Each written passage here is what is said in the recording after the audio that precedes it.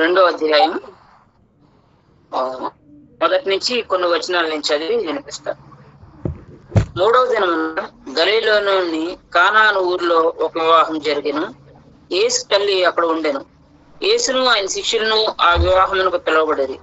ద్రాక్షరసం అయిపోయినప్పుడు యేసు తల్లి వారికి ద్రాక్షరసం లేదని ఆయనతో చెప్పగా, యేసు ఆమెతో, అమ్మ, నాతో నీకేం పని? సమయం ఇంక నువ్వు రాలేదను. యూదుల శుద్ధీకరణాచారం ప్రకారము 2-3 తూములు పట్టు 6 రాతి బాణలు అక్కడ ఉంచబడి ఉండెను. యేసు ఆ బాణాల నీళ్ళతో నింపుడని వారితో చెప్పగా వారు వాటిని అంచుల మట్టుకు నింపిరి. అప్పుడు ఆయన వారితో, మీరు ఇప్పుడు ముంచి విందు ప్రధానిగా తీసుకుని చెప్పగా వారు తీసుకుని పోయి ఆ ద్రాక్షరసం ఎక్కడి నుండి వచ్చినో ఆ నీళ్లు ముంచిన పరిచారకులకే తెలియదు గాని విందు ప్రధానికి తెలియకపోయిన గను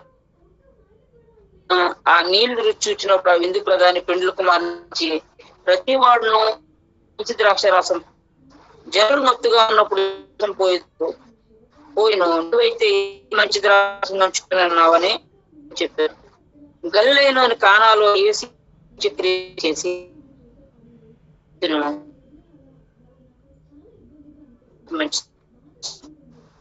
మనం 2వ అధ్యాయము మొదటి నుంచి 2 వచనాలు మాత్రం మనం ధ్యానిస్తున్నాం. ఈ 2వ అధ్యాయం మొదటి వచనంలో మనకందరికీ ఇది చిన్నప్పటి నుంచి ఉంటున్న విషయమే. మనకి ఇది ఈ 2వ అధ్యాయం ఏంటి చెప్తుంది మనకి అంటే కనుక, 2వ అధ్యాయం ఏం చెప్తుంది అంటే యేసు ప్రభు మొట్టమొదట సూచక్రియ అంటే పబ్లిక్ గా ఆయన చేసిన సూచక్రియలు ఈ సూచక్రియ మనకి ఎక్కడ కాస్మస్ లో అక్కడ కనబడదు, కానీ ఈ యోహాను శుభవార్తలో కనపడుతుంది. అయితే ఇది ఈ విషయం మనం చాలా చిన్నప్పటి నుంచి మనం వింటున్న విషయమే. నీళ్ళని ద్రాక్షరసం మార్చాడు అనే విషయాన్ని మనం చాలా అంటే మోస్ట్లీ మన సండే స్కూల్ టైం నుంచి కూడా మనం వింటూ ఉంటాం ఈ కథ, లేకపోతే ఈ ఉదాంతం గురించి మనం సండే స్కూల్ టైం నుంచి కూడా. అయితే ఇక్కడ ఇలాంటి జరిగిన సంఘటన ఒకటి దాన్ని బేస్ చేసుకుని నేను మిగతా దేశంలో రిచర్డ్ ఓర్మ్బ్రాండ్ గారి టైంలో ఒక కమ్యూనిస్ట్ బలంగా క్రైస్తవుల మీద అనగదొక్కు హింస రోజుల్లో సో చేశారంటే ఆ గవర్నమెంట్ వాళ్ళు ఏం చేశారంటే యేసు ప్రభు శిష్యులు లేకపోతే బైబిల్లో యేసు ప్రభు ద్రాక్షరసాన్ని నీళ్ళని ద్రాక్షరసంగా మార్చినట్టు ఉంది కదా, మనం కూడా మన సైంటిస్టులతో అలా చేయించి మనం ఏం చేద్దామంటే ఈ పాస్టర్లందరినీ పిలిపించి, ఇదిగో సైంటిస్టులు కూడా చేశారు, యేసు ప్రభు దేవుడు కాదు, దేవుళ్ళు అన్నట్టుగా మీరు నమ్మొచ్చు, అయితేనే యేసు ప్రభు మన యేసు ప్రభు నిజమైన అని చెప్పడానికి వాళ్ళు ప్రయత్నం చేసి ఒక రోజున ఏం చేశారంటే పాస్టర్స్ అందరినీ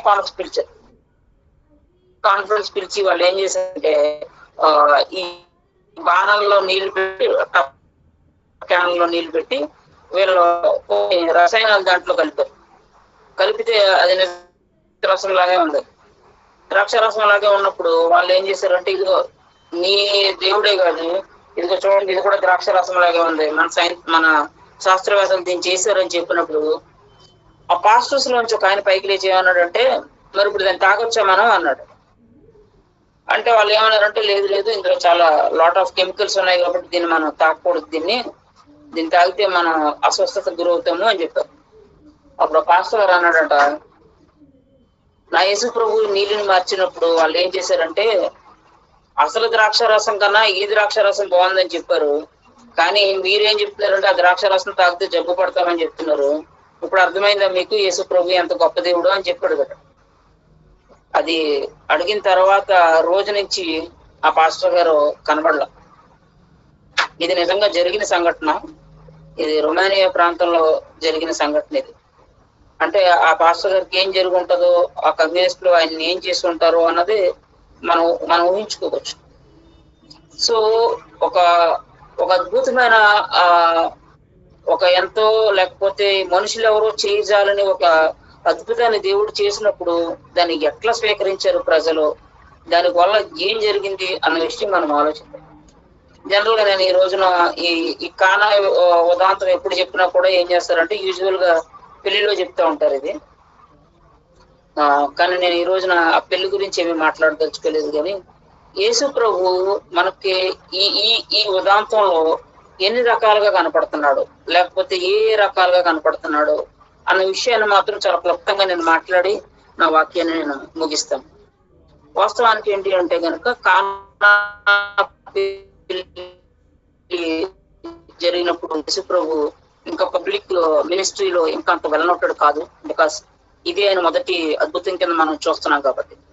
ఈ పెళ్లి గట జరిగిన ఒక మంచి పరిణామం ఏంటి అంటే గనక ఈ పెళ్లికి యేసు ప్రభు ఆయన శిష్యులు ఆహ్వానించబడ్డారట. ఇది మొట్టమొదటి ఆలోచన. ఏంటి అంటే గనక వాళ్ళు ఆహ్వానించడం, యేసు ప్రభుని ఇన్వైట్ చేయడం అన్నది ఏంటంటే చాలా గొప్ప విషయం. ఎందుకంటే బై ద టైం ఏంటంటే ఆయన ఏమంత ఫెమిలియర్ పాస్టర్ కాదు, లేకపోతే ఈ రోజుల్లో మనం చెప్పుకున్నట్టు రెవరెండో ఇలాంటివి ఏమి కాదు. But still they invited him. అంటే ఒక ఒక కుటుంబం ఆయన్ని పెళ్లికి పిలిచింది, లేకపోతే ఇంటికి పిలిచింది. సో ఈ రోజు నా తలంపు ఏంటి అంటే కనుక ఈ రోజు ఇంటికి పిలుచుకుందామా? ఈ రోజు మనం యేసు ప్రభుని ఇంటికి పిలుచుకుంటే మనం ఏ విధమైన బెనిఫిట్ పొందగలం, లేకపోతే ఏ లాభాన్ని. రెండో పాయింట్ ఏంటంటే యేసు ప్రభుని ఆయన శిష్యుల్ని ఆహ్వానించడం వరకు చాలా బాగుంది. కానీ తర్వాత వాళ్ళు ఏం చేశారు, ఆ కుటుంబం ఆయన్ని ఏ రకంగా గౌరవించుకుంది అన్నది కూడా మనం 2-3 మాటల్లో చూద్దాం. యేసు ప్రభు అట ఈ కాంటెస్ట్ లో నాకు మొట్టమొదటిగా ఏం కనబడుతుంది అంటే యేసు ప్రభు అట ఈ కాంటెస్ట్ లో నాకు ఆయన ప్రేమించే దేవుడి కింద కనబడుతుంది. ఆయన్ని దేవుడిని యేసు ప్రభువుని పిలిచారు. యేసు ప్రభువుని పిలిచిన తర్వాత యేసు ప్రభు ఆ కుటుంబం దగ్గరికి వచ్చాడు. థింగ్ ఏంటంటే మనం యేసు ప్రభువుని ఏంటంటే చాలా సార్లు వీళ్ళు టేక్ ఇట్ ఫర్ గ్రాంటెడ్ గా తీసుకుంటాం. అంటే మనం భోజనం చేసే ముందు చిన్న ప్రార్థన చేసుకుంటాం, ప్రేమ కలిగిన తండ్రి పరిశుద్ధమైన ప్రభువు నాకు ఇచ్చిన ఆహారాన్ని బట్టి మీకు వందనాలు అని చెప్పి చేసుకుంటాం. బయటకు వెళ్తున్నప్పుడు మనం చిన్న ప్రార్థన చేసుకుని వెళ్తాం. తర్వాత పడుకునే ముందు చేసుకుంటాము, లేకపోతే నిద్ర లేచిన తర్వాత ఒకసారి చేసుకుంటాం. అంతే తప్ప మనం ఆయనతో ఒక సుదీర్ఘమైన సంభాషణ ఎప్పుడు పెట్టుకోము.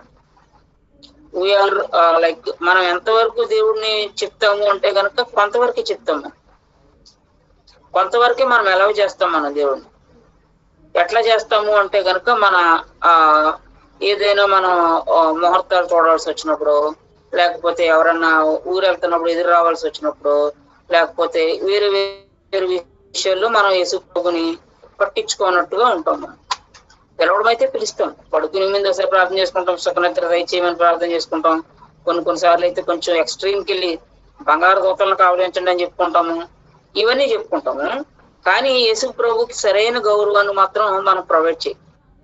సరే రండి, ఇక్కడ యేసు ప్రభువుని వాళ్ళు ఆహ్వానించిన తర్వాత యేసయ్య ఎంత ప్రేమగా వచ్చారు అన్న విషయం మనం చూస్తే కనుక 2వ అధ్యాయం మొదటి వచ్చిన ఏముంటదంటే 3వ దినమున అని ఉంటుంది. 3వ దినమున అనే ఇంటి దాని అర్థం అన్నది మనం చూస్తే కనుక మొదటి అధ్యాయంలో 29వ వచనంలో చూస్తే మరునాడు యోహాను అన్నది ఒకటే, తర్వాత 35వ వచనంలో మరునాడు యోహాను అన్న మాట ఒకటి, తర్వాత 43లో మరునాడు. అంటే యేసు ప్రభు ట్రావెల్ ఎప్పుడు నుంచి చేస్తారంటే 3 రోజుల ముందు నుంచి చేస్తున్నారు ట్రావెల్.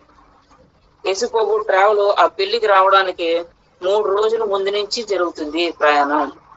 3 రోజుల ముందు నుంచి ఆయన రావటం వల్ల, అంటే 3 రోజుల ముందు నుంచి ఆయన పని ఆపుకుని, లేకపోతే ఆయన ప్రయారిటీస్ ఆపుకుని, లేకపోతే ఆయన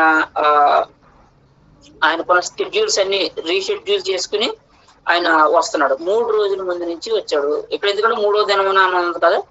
సో ఈ రోజుల్లో గమనిస్తే కనుక మనం ఆ రోజుల్లో వందే భారత్ ఎక్స్ప్రెస్ లేవు, ఆ రోజుల్లో ఫ్లైట్స్ లేవు, ఆ రోజుల్లో ఏమీ లేవు.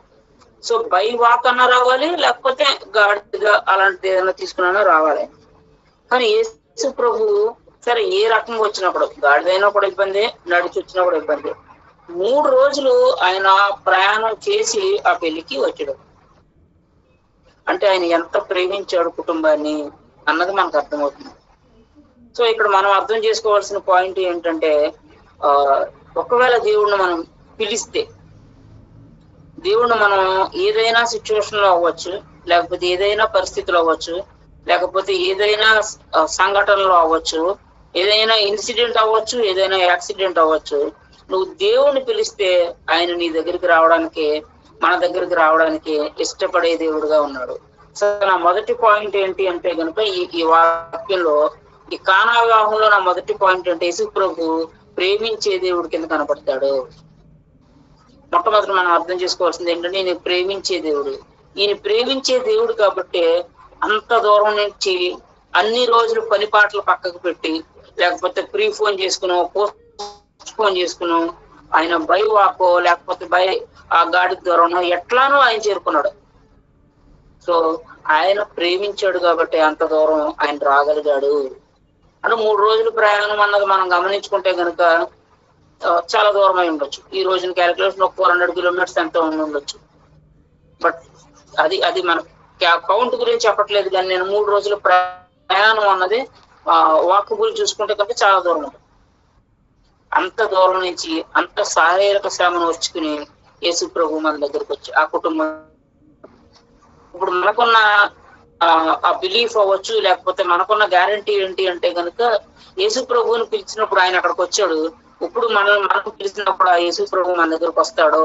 ఎందుకంటే ఆయన ప్రేమించే దేవుడు అని మనకి అర్థం చేసుకోవాలి. రెండో పాయింట్ ఏంటి అంటే కనుక ఆయన సహించే దేవుడి కింద ఉన్నాడు. రెండో పాయింట్ ఏంటి అంటే కనుక ఆయన సహించే దేవుడు. ఈ రకంగా సహించాడు అంటే ఆయన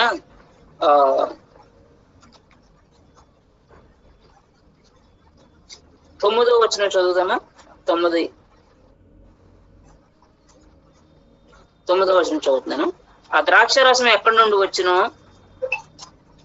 ఆ నీళ్లు ముంచిన తీసుకుపోయిన పరిచారకులకే తెలిసింది కానీ విందు ప్రధానికి తెలియకపోయిన గనుక ఆ ద్రాక్షారసం అయినప్పుడు నీళ్లు రుచి చూసినప్పుడు ఆ విందు ప్రధాని పెండ్లి కుమారుని పిలిచి, అంటే ఆ పెళ్లిలో ఎవరు ప్రధాని అంటే గనక యేసు ప్రభు కాదు ప్రధాని. ఆ విందు ప్రధాని ఎవరు అంటే గనక ఈ రోజుల్లో మనం గమనిస్తే పెద్దలు అంటారు, లేకపోతే కొన్నిసార్లు చర్చి ఎల్డర్స్ అంటారు, రకరకాల మనుషులే ఉండొచ్చు. కానీ when you are inviting Jesus for your occasion and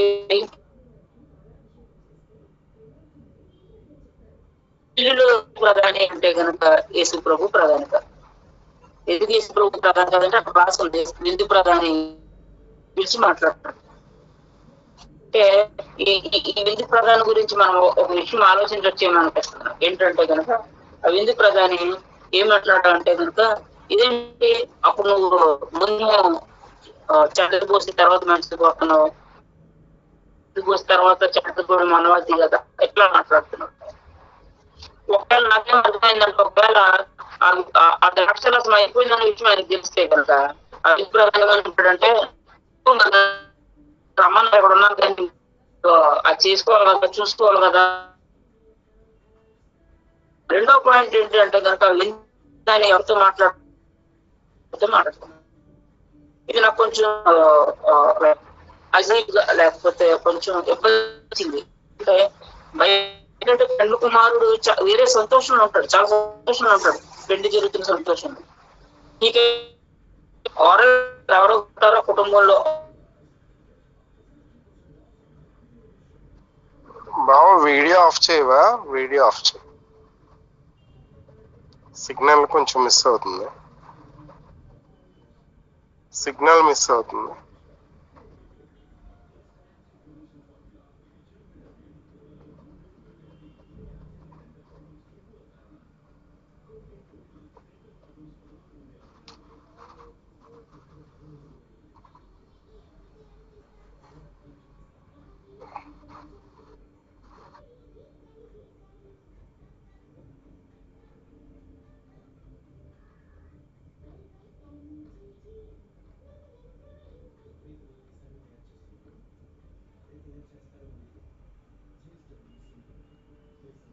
voice రావట్లా.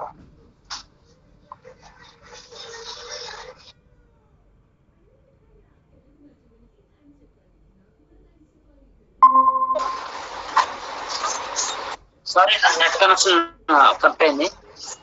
ఎంతసేపు అయింది కట్ అయ్యి? జస్ట్ ఇప్పుడే.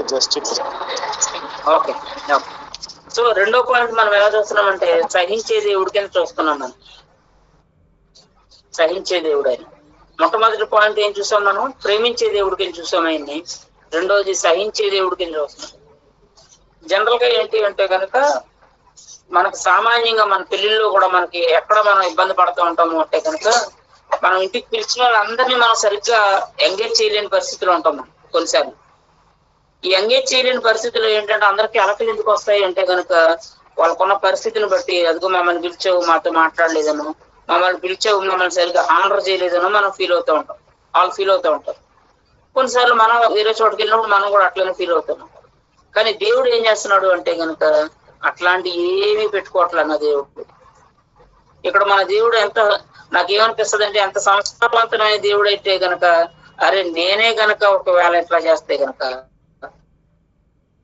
నేనే గనక ఒకవేళ ఇది పెద్ద చేస్తే గనక ఈ మొత్తం ఫంక్షన్ అంతా డిస్టర్బ్ అయిపోతుంది, ఈ మొత్తం అకేషన్ అంతా స్పాయిల్ అయిపోతుంది, వాళ్ళు సంతోషంగా పెళ్లి చేసుకుంటున్నారో వాళ్ళకి ఎంతో ఇబ్బంది అవుతుంది అని చెప్పి నా దేవుడు ఎంత సైలెంట్ గా ఉన్నాడు అనిపిస్తుంది నాకు. ఇక్కడ ఆయన సంస్కారం కూడా కనపడుతుంది నాకు నిజం చెప్పాలంటే. దేవుని ప్రేమ ఎంత గొప్పది అన్నది మనం ఇక్కడ అర్థం చేసుకోవాలి. దేవుని సహనం ఎంత గొప్పదో కూడా మనం అర్థం చేసుకోవాలి.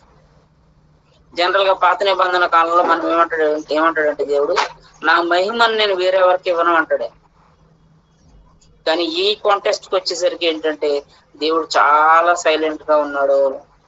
ఇది మనం అర్థం చేసుకోవాల్సిన విషయం. చాలా సార్లు మన లైఫ్ లో కూడా, మన అనుదిన జీవితాల్లో కూడా మనం ఏం చేస్తామంటే యేసు ప్రభుని ఎట్లా చూస్తాము అంటే గనక ఒక గెస్ట్ లాగే చూసుకుంటాం. ఆయనకు ఒక మంచి ప్రయారిటీ ఇస్తున్నట్టుగా మనం అనుకుంటాము, కానీ ఆయన ఏ విషయంలోనే ఇన్వాల్వ్ చేయం మనం. This is where we're getting wrong. Yesu ప్రభు మన దేవుడు అని మనం చెప్పుకోవడానికి ఎక్కడా మనం మొహమాట పడ్డాం. కానీ యేసు ప్రభు దేవుడుగా మన మీద అధికారం చేయడానికి మాత్రం మనం చాలా విషయాల్లో ఆటంకాలు చెప్తూ ఉంటాం. చాలా విషయాల్లో మనం ఏం చేస్తామంటే మన సొంత చిత్తమే చేసుకుంటాం. చాలా విషయాల్లో మనం ఏం చేస్తామంటే ఆయన ఏం చేస్తామంటే అక్కడికే పరిమితం చేస్తాం. నువ్వు ఎక్కడి వరకే ఉండు, don't interfere in my inner life, you stay there అంటాం మనం. సో కానీ దేవుడు ఏం చేస్తున్నాడంటే, యేసయ్య ఏం చేస్తున్నాడంటే ఎంత సంస్కారంతో ఆయన ఏం చేస్తున్నాడంటే సహించే దేవుడుగా మనకున్నాడు ఆయన. ఇది మనం చూడాల్సిన రెండో పాయింట్. మొట్టమొదటి పాయింట్ ప్రేమించాడు కాబట్టి ఎంతో దూరం నుంచి నడుచుకుంటూ వచ్చాడు ఆయన. ఎంతో దూరం నుంచి 3 రోజుల ప్రయాణంలో ఆయనకున్న అలసట అవ్వచ్చు, లేకపోతే ఆయనకున్న బడలిక అవ్వచ్చు, లేకపోతే ఆయనకున్న పనులు అవ్వచ్చు, అన్ని పక్కన పెట్టొచ్చాడు. రెండోది ఏంటంటే ఆయన్ని కాకుండా వేరెవరినో ప్రధానిగా చేసినప్పుడు కూడా ఆయన దానికి ఏ మాత్రం ఇబ్బంది పడలా. జనరల్ గా మనం రాజకీయ మీటింగ్ లో చూస్తూ ఉంటాము, లేకపోతే మన స్కూల్స్ లో కాలేజెస్ లో చూస్తూ ఉంటాము. ఎవరైతే హైయెస్ట్ పీపుల్ ఆయన డయాస్ మీదకి ఆహ్వానించకపోయినా, లేకపోతే ఆయన ఫోటో ఆ డయాస్ మీద ఉన్న ప్లేస్ లో ఆయన ఫోటో లేకపోయినా ఫ్లెక్స్ మీద ఇట్ అఫెండ్స్ ఎలా, అది చాలా ఇబ్బంది పడుతూ ఉంటారు. అది కొన్నిసార్లు మాట్లాడుతూ ఉంటారు కొంతమంది, ప్రోటోకాల్ తెలియదా మీకు, పద్ధతి తెలియదా మీకు. కానీ ఇక్కడ ఏం చేస్తున్నారంటే యేసు ప్రభువుని పిలిచి ఎవరినో విందు ప్రధాన్ని పెట్టుకున్నారు. అయినా కూడా సహించే దేవుడు కింద ఉన్నారు. ఈ రోజుల్లో మనం కూడా మన వ్యక్తిగత జీవితాలకు దీన్ని అన్వయించుకున్నప్పుడు ఏంటి అంటే కనుక యేసు ప్రభువుని మన దేవుడని మనం అనుకుంటున్నప్పుడు మన ప్రయారిటీస్ అన్నిటినీ ఆయనతో చెప్పుకుంటున్నామా? మన ప్రతి విషయంలోనే ఆయన అజమాయిషిని మనం ఒప్పుకుంటున్నామా అన్నది ఒక ప్రశ్న. సో నేను ఇప్పటివరకు 2 మాటలు చెప్పాను. ఒకటి, ప్రేమించే దేవుడి కింద ఉన్నాడు యేసు ప్రభు మన జీవితాల పట్ల. 2, సహించే దేవుడి కింద ఉన్నాడు యేసు ప్రభు మన జీవితాల పట్ల. మూడో మాట చూద్దాం. మూడో మాట, కనికరించే దేవుడి కింద కనబడతాడు. ఎందుకు కనికరించే దేవుడి కింద కనబడతాడు అంటే కనుక మనం ఆలోచిస్తే కనుక యేసు ప్రభు ఆ పెళ్లికి విందు ప్రధాని కాదు అనే విషయం మనకు అందరికీ ఆయనకి అర్థమై ఉంటుంది. పెళ్లికి వెళ్ళిన తర్వాత వేరే వాళ్ళు ఎవరో అజమాయిషీ చేస్తున్నప్పుడు.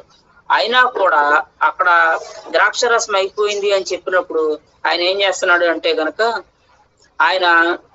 అప్పుడు ఆయన 8వ వచనం, వారితో మీరిప్పుడు ముంచి విందు ప్రధాని ఎద్దుకు తీసుకుపోండి అని చెప్పగా వారు తీసుకుని పోయారు. యేసు ప్రభుకి ఇలా చెప్పిన తర్వాత, ఇలాగ ద్రాక్షరసం అయిపోతుందని చెప్పిన తర్వాత యేసు ప్రభు ఏమన్నాడంటే అందులో నీళ్లు ముంచి విందు ప్రధాని తీసుకెళ్ళిపోండి అని చెప్పాడు. అంటే జనరల్ గా మనం ఏం చేస్తామంటే కొంచెం అలక ప్రదర్శిస్తాం. అది నాకు చెప్తున్నాడు ఎందుకు ప్రధానికి చెప్పుకుంటాము, లేకపోతే నాకు చెప్తున్నాడు పిలుకుమాడిని అడుగు, లేకపోతే అలా వాళ్ళ నా ఫాదర్ని అడుగు, నాకేంటి సంబంధం, నేను పెళ్లి పెద్దనా అని అంటూ ఉంటాం మనం. కానీ యేసు ప్రభు అట్లా ఏమి అనలా. ఆయన కనికరించే దేవుడి కింద ఉన్నాడు. చాలా సార్లు మన బలహీనతలతో మనం పడిపోయి మనం ఆయన్ని అవమానపరిచి తర్వాత మరలా ఆయన దగ్గరికి మనం వెళ్తాము. వెళ్ళి యేసు ప్రభు క్షమించు అన్నప్పుడు క్షమించే దేవుడి కింద, మన కనికరించే దేవుడి కింద మన పక్షాన ఉంటాడు. ఆయన వెంటనే మనల్ని అప్పుని చేర్చుకునే దేవుడు ఉంటాడు. సో నేను ఇది ఆలోచించినప్పుడు ఏంటంటే, by the time of Jesus, ఆ టైంలో యూదుల ఆచారం ఏంటి, లేకపోతే ఈ ద్రాక్షారసం పెద్ద సీనే ఉంటది అన్నట్టుగా నేను దాన్ని గమనించి, ద్రాక్షారసం అయిపోతే పెద్ద ఫరక్ ఏం పడుతుంది అన్నట్టుగా ఆలోచించి నేను ఏం చేశానంటే గూగుల్ చేసినప్పుడు నాకు తెలిసిన కొన్ని విషయాలు ఏంటంటే, ఆ రోజుల్లో ద్రాక్షారసం అయిపోతే వాళ్ళకి జైలు శిక్ష ఉండేది. ఆ రోజుల్లో ద్రాక్షారసం అయిపోతే వాళ్ళకి దానికి ఒక చట్టం ఉండేది. ఆ చట్టం ప్రకారం వాళ్ళని ప్రాసిక్యూట్ చేయొచ్చు. అండ్ రెండోది ఏంటి అంటే కనుక, ఈ రోజుల్లో మనకు బిర్యానీ లాగా ఆ రోజుల్లో ద్రాక్షారసం వాళ్ళకి అంటే the most commonly used thing మాట. అది అయిపోతే మనం ఏం పెట్టినా కూడా ఇంకెవరు పట్టించుకోరు. ద్రాక్షారసం అన్నది most important element in the marriage.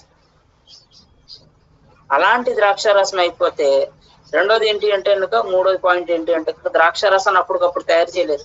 అది ఫ్యూ మంత్స్ బిఫోర్ నుంచి కూడా దాని ప్రయారిటీ, దాని ప్రిపరేషన్ అంతా జరుగుతూ ఉంటది.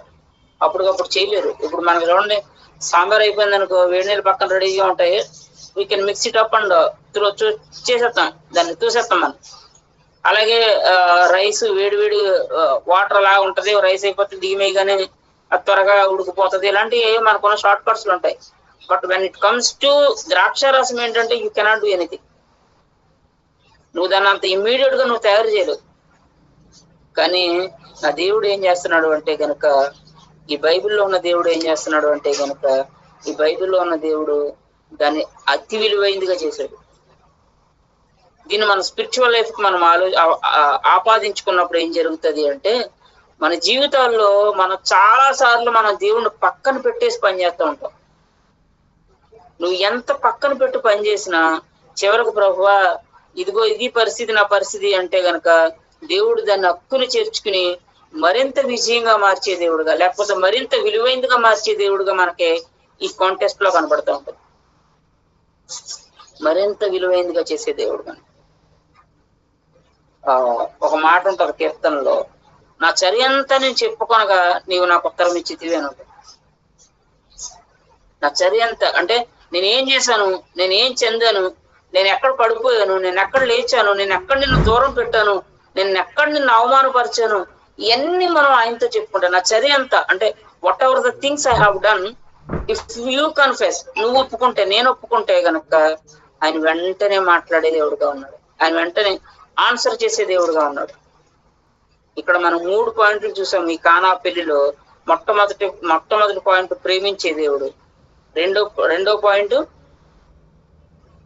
క్షమించే దేవుడు, సహించే దేవుడు, మూడో పాయింట్ కనికరించే దేవుడు. 4వ పాయింట్ చూసి మనం ముగించుకుందాం. 4వ పాయింట్ ఏంటంటే అవమానాన్ని ఆశీర్వాదకరంగా మార్చే దేవుడు. 4వ పాయింట్ ఏంటంటే అవమానాన్ని ఆశీర్వాదకరంగా మార్చే దేవుడు. ఇదేంటి అంటే గనక ఇది ఆయన మాత్రమే చేయగలిగిన పని. That nobody can do that. ఎవరో చేయలేరు, మనుషులు ఎవరో చేయలేని పని ఇది. ఇది ఎవరు మాత్రం చేయగలిగిన పని అంటే నా దేవుడే చేయగలిగిన పని, మన దేవుడే చేయగలిగిన పని. ఒకవేళ పెళ్లికి మనల్ని పిలిచారు, ఒకళ్ళ పెళ్లికి వెళ్ళిన తర్వాత మనం భోజనాలు అయిపోయాయి. అక్కడ భోజనాలు అయిపోతే మరలా మనం వెనక్కి వచ్చేసిన తర్వాత ఆ ఒక రోజే చెప్పుకుంటామా? ఆ ఇంటి మీద నుంచి ఎప్పుడు వెళ్ళినా కూడా అదే చెప్పుకుంటాం మనం. ఒరే వెళ్ళారా, పెళ్లికి పిలిచారు, పెళ్లికి పిలిచి ఆకులు వేసారు కానీ అన్నం పెట్టలేదు అని చెప్పుకుంటాం. ఈ పక్కన ఎవడో కూడా మనల్ని అదేంటి ఆకులేసి అన్నం పెడతామేంటి, పెట్టబడడం ఏంటి, చేస్తారు కదా యూజువల్ గాని, ఏదో ఒకటి చేయాలి కదా వాళ్ళు అంటే మనం ఏమంటాం, వాళ్ళంతే బడాయిగల్లో ఊరందరినీ పిలుతారు కానీ కొంతమందికి పెట్టగలిగారు, కొంత మిగతా వాళ్ళందరూ ఉసురు అంటే వెనక్కి వచ్చి మేము ఎక్కడ హోటల్లో తిన్నామని చెప్పుకుంటాం.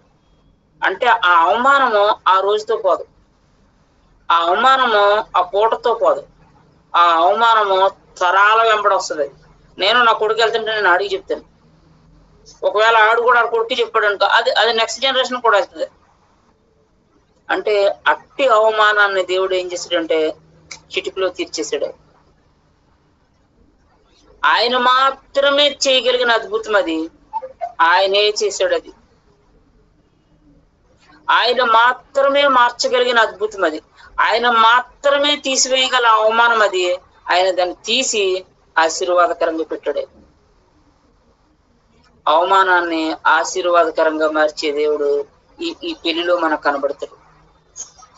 ఈ పెళ్లిలో మనకు కనబడతాడు. అయిపోయిన పెళ్లి అది అది అది విందు ప్రధాని పెళ్లి కుమారుని పిలిచినప్పుడు ఏమంటాడు అంటే కనుక, ఒకవేళ అయిపోయి ఉంటే కనుక నాకేం తెలుసు నన్నేం చేయమంటారో, నాకేం తెలుసు నన్నేం చేయమంటారో అని చెప్పి ఎంతో ఎంతో ఎంతో ఎంతో నిష్ఠూరం పక్కన వాళ్ళ మీదకి వేస్తుంది దేవుడు. నాకేం తెలుసు నన్ను అడుగుతారేంటి, ఎందుకంటే బాగున్నప్పుడు పెళ్లి కుమారుని అన్నాడు, బాగాలేనప్పుడు చేతులు ఎత్తేస్తాడు అంతే.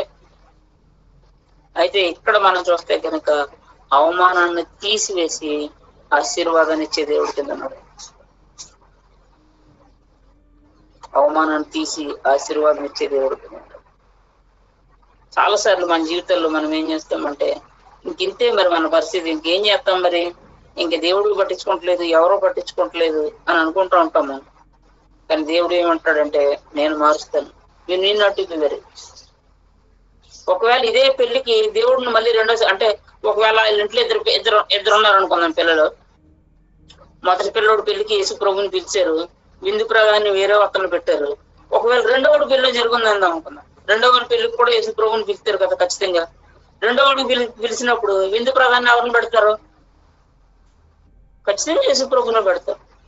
ఎందుకంటే లోటుపాట్లన్నీ తీసే దేవుడి కింద మనకి ఇక్కడ కనపడుతున్నాడు. ఆయన ఉంటే మనకు ఒక అడ్వాంటేజ్ ఏంటంటే కనుక మన నిన్ను అవమానించడానికి నేను ఒప్పుకోను అంటాడే, నీకు అవమానపడడానికి నేను ఒప్పుకోను అంటాడే. రెండో ఒకటి మత్తయి సువార్తలో అనుకుంటున్న ఒక మాట ఉంటుంది, మిమ్మల్ని నేను అనాథల్లో విడిచిపెట్టను అంటాడు. నేను మిమ్మల్ని అనాథల్లో జస్ట్ లైక్ దట్, మీరు నా పిల్లలు కదా, మీరు ఏదో తప్పులు చేసుకుని చేస్తున్నారు కదా, మీరు ఏదో పడుతున్నారు కదా మీద, సరే మీ ఇష్టం మీరు పడండి అని చెప్పి నీ కష్టం వస్తే ఆయన నిలబడి చూసే దేవుడు అయితే కాదు. ఈ పెళ్లిలో ఆయనకు జరిగిన అవమానం అంతెంత కాదు, కానీ ఈ పెళ్లిలో ఆయన చేసిన మేలు కూడా అంతెంత కాదు. చాలా సార్లు మనం దేవుడిని బయట పెట్టి మనం చాలా పనులు చేస్తూ ఉంటాం. దేవుడు కాదు అన్నట్టుగా కొన్ని విషయాలు మనం దేవుడు అన్నట్టుగా బిహేవ్ చేస్తూ ఉంటాం. కానీ దేవుడు మాత్రం ఏంటంటే ఆయన ఏమీ పట్టించుకోకుండా నువ్వు ఎప్పుడు తిరిగి వచ్చి ఆయనతో చెప్పుకుంటే నీ మాట ఆలకించి నీ జీవితంలో ఒక గొప్ప అద్భుతం చేసే దేవుడు కింద ఆయన మనకు కనబడతాడు. అద్భుతం చేసే దేవుడు. జనరల్ గా మనం ఏమనుకుంటాం, కానాపల్లిలో నీళ్ళని ద్రాక్షరసంగా మార్చాడు అని అనుకుంటాం. కానీ మనం కానాపల్లిలో దేవుడు నీళ్ళని ద్రాక్షరసంగానే మార్చలేదు. కానాపల్లిలో దేవుడు ఏం చేశాడంటే కుటుంబాన్ని అవమానాన్ని తీసి అక్కడ ఆశీర్వాదాన్ని ఇచ్చాడు. కుటుంబంలో ఒక రకమైన చింతతో ఉండాల్సిన పరిస్థితి అది. ఎక్కడి నుంచి తెమ్మంటారు ద్రాక్షరసం? పోనీ బియ్యం అయిపోయి అంటే పక్కింటోడిని అడగచ్చు, గ్యాస్ అయిపోయిందంటే పక్కింటోడిని అడగచ్చు. ద్రాక్షరసం ఇప్పుడు ఎక్కడి నుంచి ఇస్తుంది?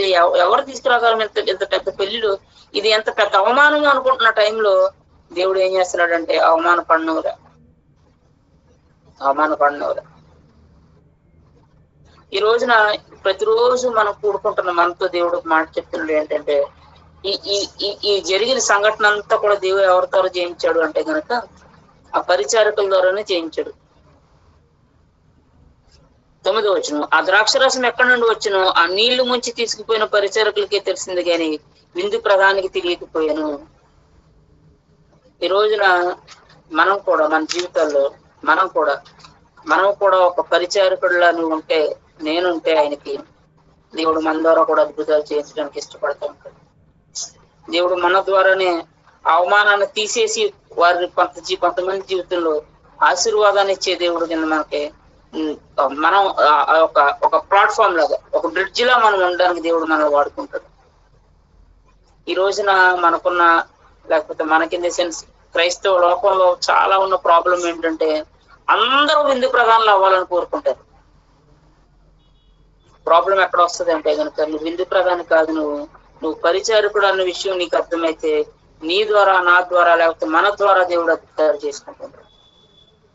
ఈ పరిచారకత్వం మనకు అర్థం కావట్లా ఈ రోజున క్రైస్తవ లోకంలో మనం ఎక్కువ ఇబ్బంది పడే సంఘటనలు ఎక్కడ ఉంటాయంటే, మనకి నాకు పాట ఇవ్వలేదు, నాకు ప్రార్థన ఇవ్వలేదు, నాకు వాక్యం ఇవ్వలేదు, ఇదే మన ఆలోచన ఉంటుంది తప్ప, అరే నేను దేవుడి కోసం ఏం చేస్తున్నాను, నేను ఎవరి కోసమన్నా విజ్ఞాపన చేస్తున్నానా, ఎవరైనా కష్టంలో ఉంటే ఆ కష్టం నా కష్టం కింద నేను ఎప్పుడైనా బాధపడుతున్నానా, ఇది ఎప్పుడు మనం పట్టించుకోం. మనం ఒక విశ్వాసులమైన మనం ఏంటంటే వీ బికమ్ లైక్ సింపథైజర్స్ అయిపోయాం. మనం అంటే జాలి చూపించేవారం అయ్యాం, ఎంపథైజర్స్ అవ్వలేదు మనం. The difference between sympathy and empathy ఏంటంటే, సింపతి అంటే నువ్వు ఎవరికైనా కష్టం కలిగితే చుచ్చు చుచ్చు అంటావు, అది సింపతి. కానీ ఎంపతి ఏంటంటే ఆ బాధ నీ బాధే అనుకుని నువ్వు ప్రార్థన చేస్తావు.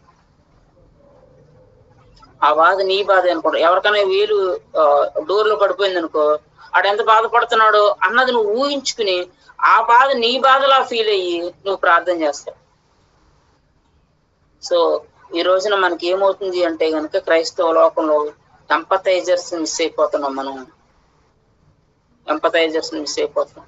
3 రోజులు ప్రయాణం చేసి వచ్చానండి నేను. ఎవరినైనా మనం ఫర్ ఎగ్జాంపుల్ ఒక హైదరాబాద్ నుంచి ఎవరినైనా పిలిచాము, ఆయనకి మనం తక్కువ సమయమే ఇవ్వగలిగాము, డెఫినెట్ గా అఫెండ్ అవుతాడే. ఫర్ దట్ మ్యాటర్ మనం కూడా అఫెండ్ అవుతాం. మనం ఎక్కువ దూరం ప్రయాణం చేసి ఆ రోజు మనల్ని వాళ్ళు సరిగ్గా పిలకపోయినా, సరిగ్గా మనల్ని గార్లాండ్ చేయకపోయినా, సరిగ్గా హానర్ చేయకపోయినా మనం ఏం ఫీల్ అవుతుందో సేమ్ థింగ్. బట్ దేవుడు ఏం చెప్తున్నాడంటే, నువ్వు పరిచారకుడు అయితే నీ ద్వారా అద్భుతం చేయడానికి నువ్వు నా సాధనంగా ఉంటావు అని చెప్తున్నాడు. సాధనంగా ఉంటావు అని చెప్తున్నాడు. దేవుని కృపలో మనం చేయాల్సిన పని ఏంటి, దేవుని పనికి మనం ఎంత ఉపయోగపడుతున్నాము అన్నది మనం చాలా తక్కువ సార్లు ఆలోచిస్తాం. రాదర్ దాన్ దేవుడు మనకి ఎంత గౌరవాన్ని ఇస్తున్నాడో, లేకపోతే ఇప్పుడు నన్ను చోటకు పిలిచారు, నేను ఎంతవరకు వాడుకున్నారు వాళ్ళకి వాడుకోవడం రాదు, ఇలాంటి స్టేట్మెంట్లు కూడా కొంతమంది దగ్గర వింటూ ఉంటాము. ఒకవేళ యేసుప్రభువే కనుక అలా మాట్లాడితే, యేసుప్రభువే కనుక ఆ స్టేట్మెంట్ పాస్ చేయగలిగితే మనందరి మీద కూడా చాలా చెప్పాడు. అరే ఎందుకు నమ్ముకున్నావురా నన్ను, ఎందుకు ప్రార్థన చేస్తున్నావు, నన్ను తండ్రి తండ్రి అని ప్రార్థన చేస్తున్నావు, నువ్వు ఆ తండ్రి యొక్క విలువ నీకు తెలుసా అని మనందరితో మాట్లాడతాడే. పాకిస్తాన్ లో బిల్కిస్ షేక్ అని ఒక ఆవిడ, ఒక ముస్లిం ఒక లేడీ యేసుప్రభుని నమ్ముకున్నావు. యేసుప్రభుని నమ్ముకున్న తర్వాత ఆవిడ ఏం చేసింది అంటే కనుక, చాలా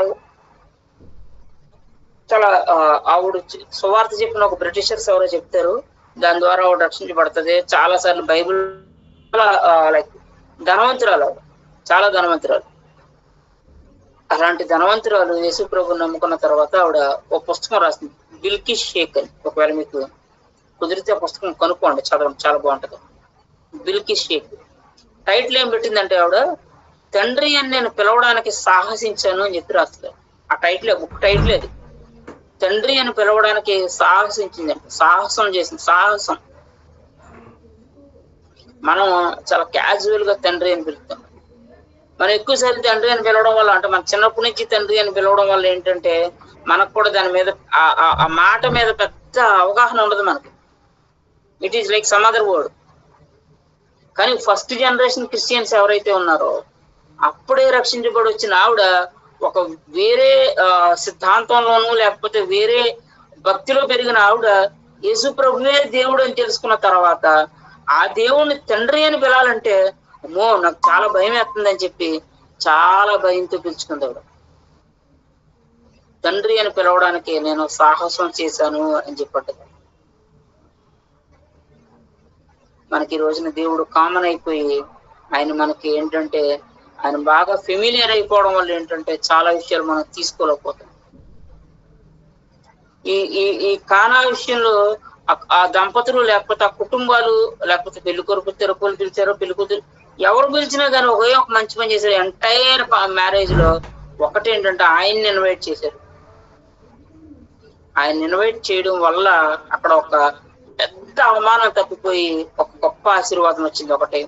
రెండోది ఏంటి అంటే రెండో లాభం ఆయన శిష్యులు ఆయన విశ్వాసం నచ్చడానికి అది ఉపయోగపడింది.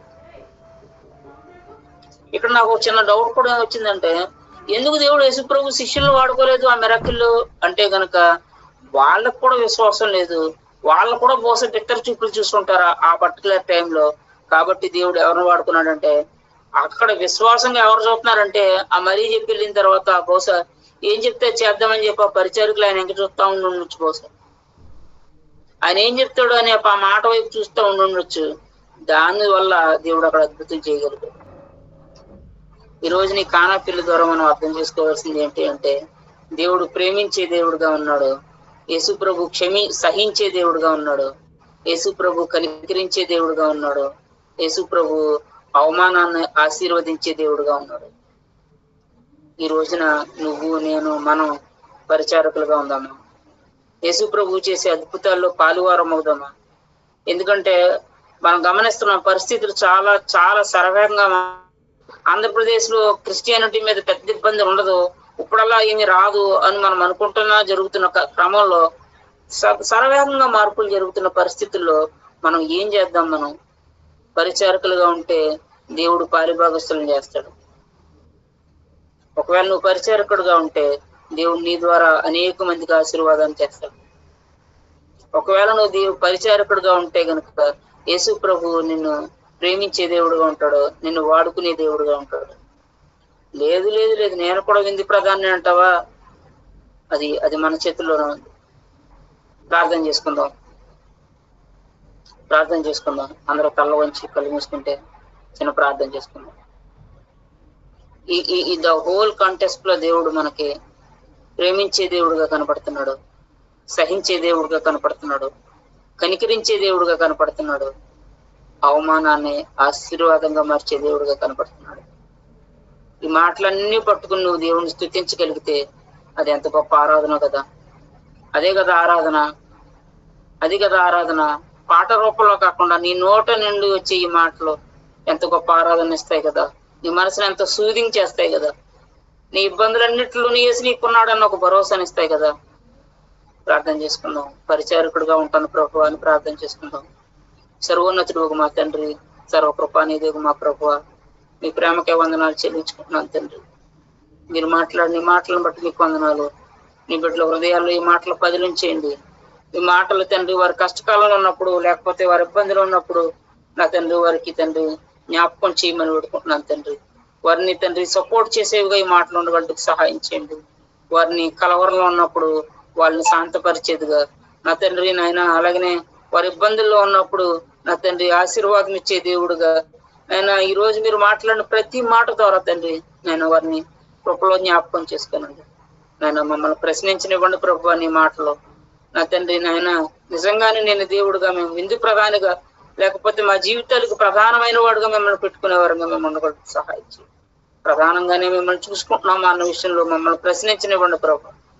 కృపలో జ్ఞాపకం చేసుకోనండి. నా తండ్రి నాయన జాయిన్ అయిన ప్రతి ఒక్కరిని జ్ఞాపకం చేసుకోనండి. వారి కుటుంబాన్ని జ్ఞాపకం చేసుకోనండి ప్రభు. నాయన నీ రాకడ కొరకు మమ్మల్ని అందరినీ సిద్ధపరచండి. మీ కృపగల స్థలకు మమ్మల్ని మేము అప్పగించుకుంటూ ప్రియుడును మానక ప్రేమించే పుణ్యమూర్తి అయిన యేసు ప్రభువును పెట్టుకుంటున్నాం తండ్రి. ఆమేన్.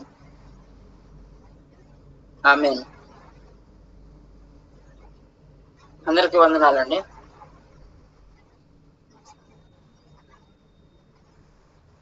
వినిపిస్తుందా నా వాయిస్? వినిపిస్తుందా? Thank you. రైట్, బాగా చెప్పారు. ఓకే, వెన్నవాక్యం గురించి ఇంకెవరైనా ఏమైనా మాట్లాడతారండి? బాగుందండి, బాగా నిలబడుతుంది సార్. మూడు దినములు అన్నారు కదా, ఆ 3 దినములు ఆయన ప్రయాణం చేసేదాన్ని లేఖనంలో ఉందా, లేకపోతే ఇది మామూలుగా దాన్ని దాంట్లో రాస్తారు కదా దాని ప్రకారం చెప్పగలిగారు? అక్కడ అధ్యాయం స్టార్టింగ్ లోనే 3వ దినమున అని ఉంది చూడండి.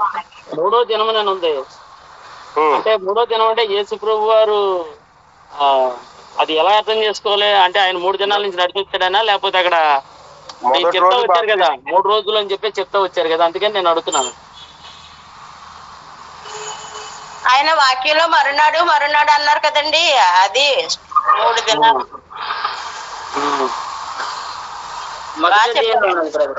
బాగుందండి, బాగా చెప్పుకొచ్చారు. బాగుంది, సందర్భం అంతా బాగుంది. మంచిగా దేవుడు నడిపించాడు, అంతా బాగుంది. కాకపోతే అదేంటంటే 3 రోజులు అన్నదే నాకు అది అర్థం కాలేదు, అందుకని అడిగాను. మొదట వచనంలోనే రాసి ఉంది 3వ దినమున అని చెప్పేసి రాసి ఉంది. మొదటి అధ్యాయంలో కూడా ఉంది బ్రదరు. 29 వచనం, 35 వచనం, 43 వచనంలో కూడా మరునాడు మరునాడు మరునాడు అని మెన్షన్ చేసుకుంటూ వస్తాడు. 43 వచనంలో మరునాడు ఆయన గలిలయకు వెళ్ళగోరి అని ఉంటుంది. అంటే గలిలయలో కానమాట వెళ్ళడానికి మాట. అదే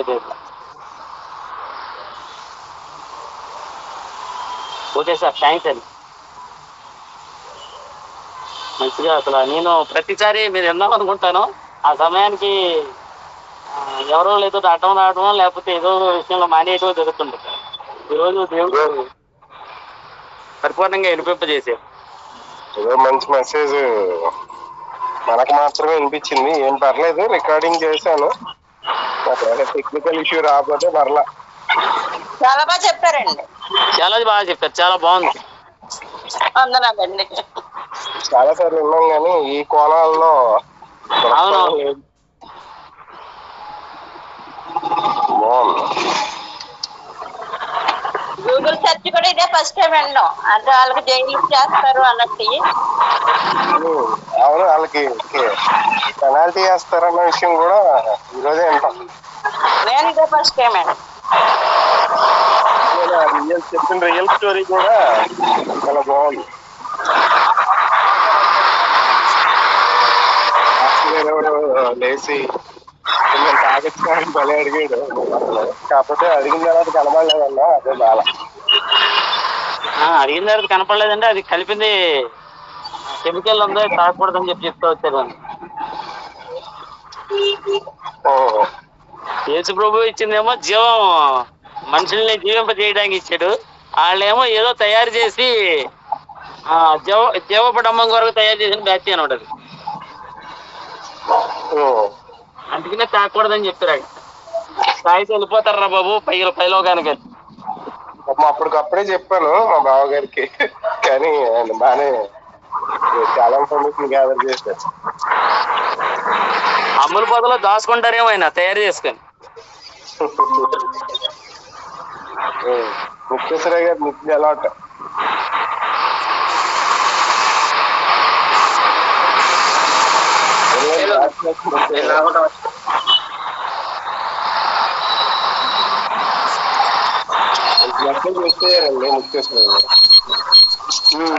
తప్పదు, మరి ఏం చేస్తాం, డ్యూటీలో ఉన్నాగా. ఈరోజు ఏంటో జనాలు అందరూ చాలా పలచబెట్టారు, మామూలుగా పలచబడాలి. టపా టపా వస్తాం వెళ్ళిపోవటం అలా చేస్తున్నారు. రోజు 7:40 అయ్యే టైంకి 7-8 ఉండేవారు రెడీగా. అప్పటికే ఒక 2-3 లెఫ్ట్ అయిపోయి రావడం. పిలువబడిన వారు అనేకులంట, ఏర్పరచబడిన వాళ్ళు కొందరేనంట. ఈ రోజు ఎవరో కొత్త ఆయన కూడా తీసుకొచ్చారు, మరి బాలబ్రహ్మ ఎవరో. పక్కన ఆటో డ్రైవర్ ఒక ఆయన ఉంటే ఆయన ఆలకిస్తా వచ్చాడు. ఎవరో మగాత్మను పట్టుకొచ్చారు. సబ్జెక్ట్ బాగున్నప్పుడు, సబ్జెక్టు మనం ఉండే ప్రదేశానికి వెళ్ళినప్పుడు ప్రభుని ముందుగానే అడుగుతాం, ప్రభు ఈ రోజు ఎవరినైనా నీ కొరకు సిద్ధపరిచావా అంటే ఆయన ఏర్పాటు చేస్తాడు. అప్పుడు ఆ వ్యక్తులు అక్కడికి వస్తారనమాట. అది నా వే అంతా ఎలా ఉంటదంటే, ఈ రోజు అంతట్లో ప్రభుని అడుగుతాను, ప్రభు నీ ఏర్పాట్లు ఎవరైనా ఉంటే నాకు వరకు సిద్ధపరుస్తుందంటే. అది ఇలాగా ఈరోజు మీ బావగారు చెప్తారని నాకు తెలియదు, కానీ ఇందాకే చూశాను. నేను వచ్చే సమయానికి, ఆ సబ్జెక్ట్ జరిగే సమయానికి ఆ బ్రదర్ వచ్చాడు అంతే. ఓకే, అవకాశం ఉన్నప్పుడల్లా